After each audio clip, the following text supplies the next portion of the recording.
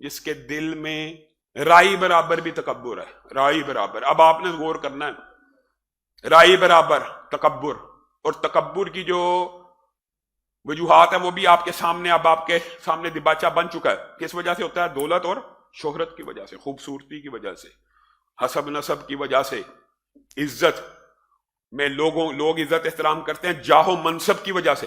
ہم میں سے ہر کوئی کسی نہ کسی منصب کے اوپر، کسی نہ کسی سٹیٹس کے اوپر ہے، اللہ کا شکر ہے. لیکن کیا اس سٹیٹس کی وجہ سے، اس منصب کی وجہ سے، اس حسن کی وجہ سے، اس دولت کی وجہ سے، اس حسب نسب کی وجہ سے میرے اور تیرے دل میں اگر رائی برابر بھی تکبر ہے تو صحیح حدیث کے الفاظ ہیں، ایسے شخص کو اللہ تعالیٰ جنت میں داخل نہیں کرے گا.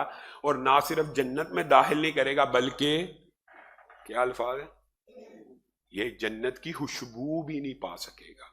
اور جنت کی خوشبو سینکڑوں سال کی دوری سے شروع ہو جاتی ہے.